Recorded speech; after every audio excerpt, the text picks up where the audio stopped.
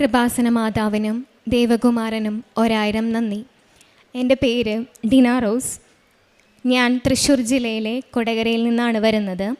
ഞാൻ ആദ്യമായിട്ട് ഉടമ്പടി എടുത്തത് 2022 നവംബർ 20 ഞാൻ എൻ്റെ ഉടമ്പടിയിൽ 6 നിയോഗങ്ങൾ വെച്ചു. 6 നിയോഗങ്ങളും എൻ്റെ മാതാവ് എനിക്ക് നടത്തി തന്നു.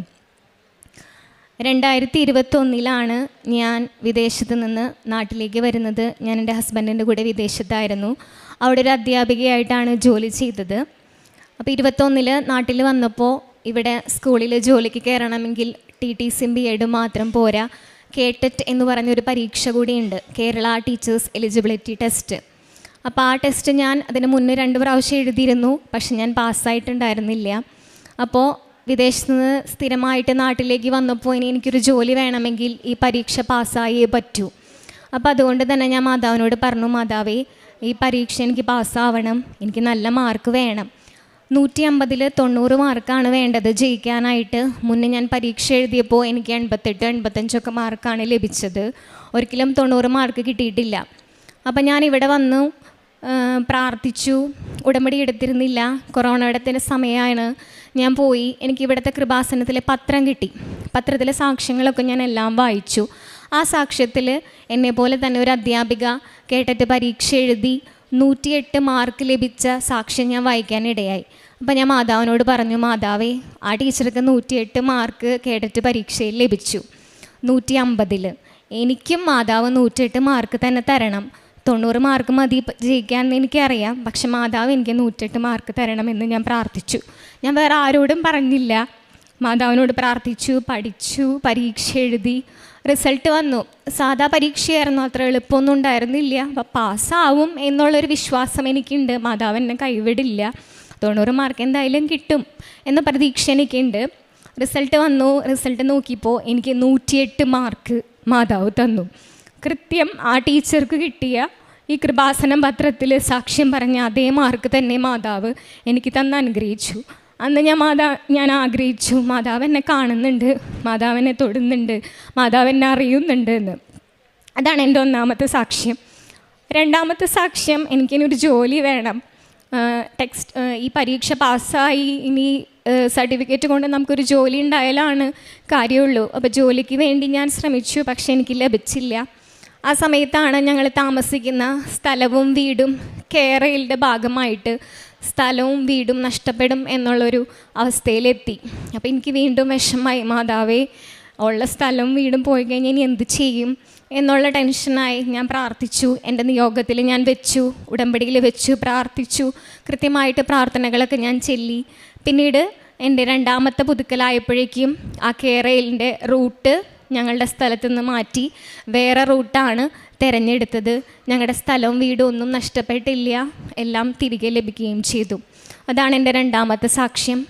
3ാമത്തെ സാക്ഷ്യം, ഞാൻ ജോലിക്ക് വേണ്ടി ട്രൈ ചെയ്യുന്നുണ്ട്, എനിക്ക് കിട്ടുന്നുണ്ടായിരുന്നില്ല, പല തടസ്സങ്ങൾ വന്നു. അങ്ങനെ എൻ്റെ 3ാമത്തെ പുതുക്കൽ കഴിഞ്ഞപ്പോൾ എനിക്ക് എൻ്റെ വീടിനടുത്ത് തന്നെ ഒരു എയ്ഡഡ് സ്കൂളിൽ ജോലി ലഭിച്ചു. എനിക്ക് പോയി വരാവുന്ന ദൂരമേ ഉള്ളൂ. അങ്ങനെ മാതാവ് എന്നെ അനുഗ്രഹിച്ചു. 4ാമത്തെ എൻ്റെ സാക്ഷ്യം എന്ന് പറയുന്നത്, എൻ്റെ ഈ സ്ഥലം കുടുംബസ്ഥലമാണ്, തീറൊന്നും കഴിഞ്ഞിട്ടുണ്ടായിരുന്നില്ല. അപ്പോൾ തീറുമായി ബന്ധപ്പെട്ട് ചെറിയ ചെറിയ തടസ്സങ്ങളൊക്കെ ഉണ്ടായിരുന്നു. അപ്പോൾ അതിങ്ങനെ നീണ്ടു പോകുന്നത് കൊണ്ട് തന്നെ തറവാട് വീടാണ്, വീട് പണിതിട്ടില്ല. അപ്പോൾ ഇത് പൊളിക്കണം. അപ്പോൾ അതിനു വേണ്ടിയും ഞാൻ നിയോഗത്തിൽ പ്രാർത്ഥിച്ചു, മാതാവ് എത്രയും പെട്ടെന്ന് തടസ്സങ്ങളൊക്കെ നീക്കി എൻ്റെ വീടിൻ്റെ കുടുംബസ്ഥലം തീറ് കൃത്യമായി ഭംഗിയായിട്ട് നടത്തി തരണേ. അതുപോലെ തന്നെ മാതാവ് നടത്തി തന്നു. ഇന്ന് തീറും കാര്യങ്ങളൊക്കെ കഴിഞ്ഞ് ആ സ്ഥലത്ത് ഞങ്ങളൊരു പുതിയ ഭവനം പണിതു. ഇത്രയും കാര്യങ്ങളാണ് എനിക്ക് മാതാവ് നൽകിയ. ഒരുപാട് കാര്യങ്ങൾ എനിക്ക് നൽകിയിട്ടുണ്ട്, ചെറുതും വലുതുമായ ഒരുപാട് കാര്യങ്ങൾ മാതാവ് എനിക്ക് നൽകിയിട്ടുണ്ട്. പിന്നെ ഞാൻ ചെയ്ത പ്രേക്ഷിത പ്രവർത്തനങ്ങൾ പറഞ്ഞു കഴിഞ്ഞാൽ, ഇവിടുന്ന് ലഭിച്ച പത്രം കൃത്യമായിട്ട് എല്ലാവർക്കും ഞാൻ എൻ്റെ ജോലി ചെയ്യുന്ന സ്ഥലത്തും എൻ്റെ വീട്ടിൻ്റെ ചുറ്റുവട്ടത്തുള്ള അക്രൈസ്തവർക്ക് വരെ ഞാൻ കൊടുത്തിട്ടുണ്ട്. അവർ വളരെ താഴ്മയോടുകൂടിയാണ് ഈ പത്രം എൻ്റെ കയ്യിൽ നിന്ന് വാങ്ങിക്കൊണ്ട് പോകാറ്. അതോടൊപ്പം തന്നെ അച്ഛൻ്റെ ഉടമ്പടി ക്ലാസ്സുകൾ കൃത്യമായിട്ട് കേൾക്കാറുണ്ട്, ധ്യാനം, അതുപോലെ തന്നെ ഇപ്പോൾ രാവിലെയുള്ള ഡെയിലി ബ്രെഡ്, അത് കൃത്യമായിട്ട് എല്ലാ ദിവസം മുടങ്ങാതെ ഞാൻ കേൾക്കും. അത് കേട്ടില്ലെങ്കിൽ എനിക്കെന്തോ ഭയങ്കര വിഷമമാണ്. അപ്പോൾ അത് കേൾക്കുകയും മറ്റുള്ളവർക്ക് ഷെയർ ചെയ്യുകയൊക്കെ ചെയ്യാറുണ്ട്.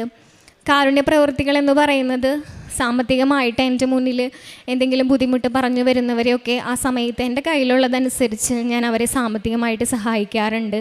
പിന്നെ ഒരു അധ്യാപിക ആയതുകൊണ്ട് തന്നെ നമുക്കറിയാം, നമ്മുടെ ക്ലാസ്സിലൊക്കെ പാവപ്പെട്ട കുട്ടികളുണ്ടാവും. അപ്പോൾ അവർക്ക് എന്തെങ്കിലുമൊക്കെ ബുദ്ധിമുട്ടുണ്ടെങ്കിൽ നമ്മളത് കണ്ടറിഞ്ഞ് ഞാൻ എൻ്റെ കഴിയും വിധം ഞാനത് ചെയ്തു കൊടുക്കാറുണ്ട് അവർക്ക്.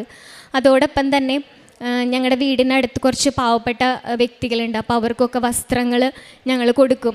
അപ്പോൾ അവരൊക്കെ അത് വളരെ വളരെ കരുണയോടുകൂടിയാണ് ഞങ്ങളുടെ കയ്യിൽ നിന്ന് ഞാൻ വന്നില്ലേ, തരാറായല്ലോ, തന്നില്ലേ എന്ന് അവർ ഉറ്റുനോക്കിക്കൊണ്ടിരിക്കാറുണ്ട്. പിന്നെ എൻ്റെ വീടിനടുത്ത് ഒരു സ്പെഷ്യൽ സ്കൂളുണ്ട്, വയ്യാത്ത കുട്ടികളുടെ സ്കൂളാണ്. അപ്പോൾ ആ കുട്ടികളുടെ സ്കൂളിൽ ഞാൻ പോവും. അവിടെയുള്ള സിസ്റ്ററിനെ കണ്ടിട്ട് അവർക്ക് ആവശ്യത്തിന് ഭക്ഷണത്തിനുള്ള എന്തെങ്കിലും സാമ്പത്തിക സഹായം ആ സിസ്റ്ററിൻ്റെ കയ്യിൽ ഞാൻ കൊടുക്കും. എന്നിട്ട് പറയും അവർക്ക് എന്തെങ്കിലും ഭക്ഷണം മേടിച്ച് കൊടുത്തോളൂട്ട് അസിസ്റ്റ് ചെയ്യുമെന്ന് പറയും. അപ്പോൾ അവർക്ക് ഭയങ്കര സന്തോഷമാണ് നമ്മളങ്ങനെ ചെയ്ത് കൊടുക്കുമ്പോൾ. അതൊക്കെയാണ് ഞാൻ ചെയ്യുന്ന കാരുണ്യ പ്രവൃത്തികൾ. ഇത്രയും കാര്യങ്ങളൊക്കെ ചെയ്തപ്പോൾ ഞാൻ പണ്ടത്തേനേക്കാളും കുറച്ചും കൂടി ആത്മീയമായിട്ട് കുറച്ചും കൂടി വളർന്നു. എനിക്ക് പ്രാർത്ഥിക്കാനായിട്ട് എപ്പോഴും തോന്നും.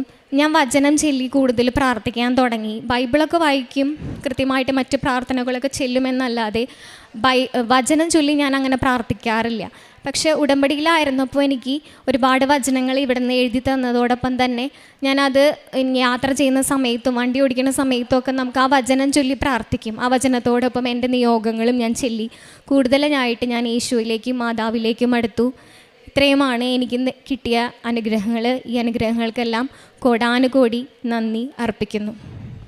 റോമാക്കാർക്ക് എഴുതിയ ലേഖനം അധ്യായം 8 28 തിരുവചനം പറയുന്നു, ദൈവത്തെ സ്നേഹിക്കുന്നവർക്ക് അവിടുത്തെ പദ്ധതി അനുസരിച്ച് വിളിക്കപ്പെട്ടവർക്ക് അവിടുന്ന് സകലതും നന്മയ്ക്കായി പരിണമിപ്പിക്കുന്നു എന്ന് നമുക്കറിയാം. ഡീന എന്ന സഹോദരിയുടെ മനോഹരമായ സാക്ഷ്യം നമ്മൾ കേൾക്കുകയായിരുന്നു. പരിശുദ്ധ അമ്മ തൻ്റെ ഇടപെടൽ എങ്ങനെയാണ് പരിപൂർണമായി ഈശോയ്ക്ക് സമർപ്പിച്ച് ഈ മകൾക്ക് ആവശ്യമായ അനുഗ്രഹങ്ങൾ പ്രാപിച്ചു കൊടുത്തതെന്നുള്ള മനോഹരമായ സാക്ഷ്യം ഇവിടെ നമ്മൾ കേട്ടുകൊണ്ടിരിക്കുകയായിരുന്നു. ഡീന തൻ്റെ ജീവിതത്തിൻ്റെ ഒരു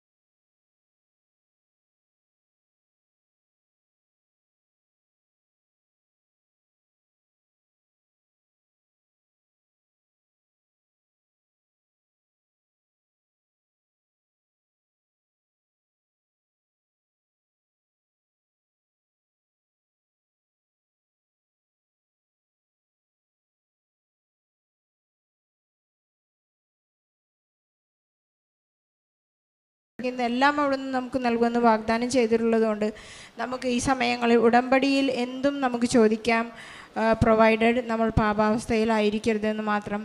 സഹോദരി ചോദിച്ചു, എനിക്ക് 108 മാർക്ക് തരണം. പരീക്ഷ കഴിഞ്ഞപ്പോഴും സഹോദരിക്ക് യാതൊരു ഉറപ്പുമില്ലായിരുന്നു. പക്ഷേ റിസൾട്ട് വന്നപ്പോൾ ചോദിച്ച ആ മാർക്ക് തന്നെ 108 മാർക്ക്.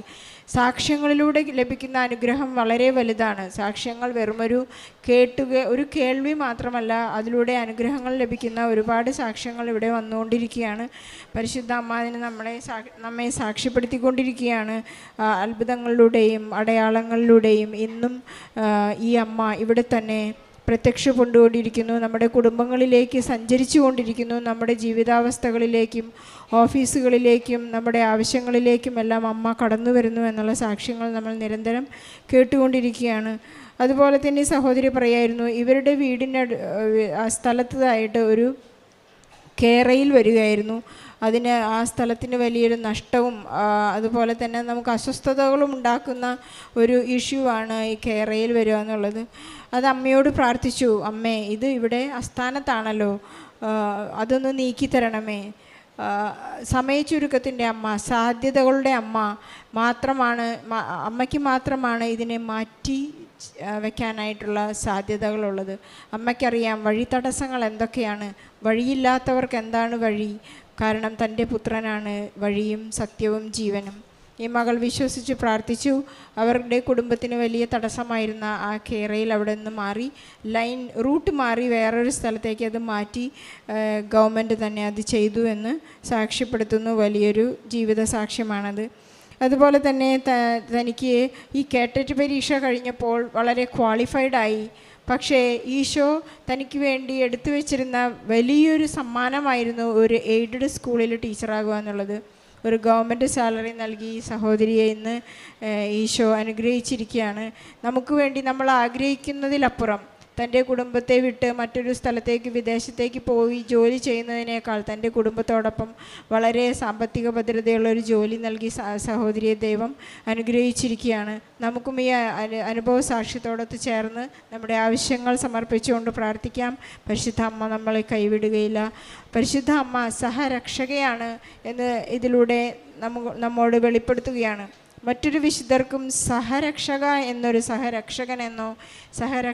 എന്നോ ഒരു പദവി ആർക്കും കൊടുത്തിട്ടില്ല. വിശുദ്ധ യോഹന്നാനും മഗ്ദലന മറിയവും കുരിശിൻ്റെ ചുവട്ടിലുണ്ടായിരുന്നെങ്കിലും, ആ കുരിശിൻ്റെ വഴികളിൽ ഉണ്ടായിരുന്നെങ്കിലും, പരിശുദ്ധ അമ്മയ്ക്കാണ് ദൈവപിതാവ് സഹരക്ഷക എന്ന, രക്ഷകൻ്റെ അമ്മ സഹരക്ഷക എന്ന വലിയ ഒരു പദവി നൽകി അലങ്കരിച്ചിരിക്കുന്നത്. നമ്മളെ സഹായിക്കുകയും രക്ഷകനോടൊപ്പം രക്ഷകനിലേക്ക് നടന്നെടുക്കുവാൻ പരിശുദ്ധ അമ്മയ്ക്ക് മാത്രമേ നമ്മെ സഹായിക്കാനാവൂ എന്ന് സാക്ഷ്യങ്ങൾ നമ്മെ വെളിപ്പെടുത്തുന്നു, നമ്മെ സഹായിക്കുന്നു, നമ്മെ അനുഗ്രഹിക്കുന്നു. ഡീന റോസിൻ്റെ കുടുംബത്തിന് ലഭിച്ച ഈ വലിയ അനുഗ്രഹത്തിന് നമുക്ക് നന്ദി പറയാം. പരിശുദ്ധ അമ്മയ്ക്കും ഈശോയ്ക്കും വലിയൊരു കയ്യടി നൽകി സാക്ഷ്യം നമുക്ക് സമർപ്പിക്കാം.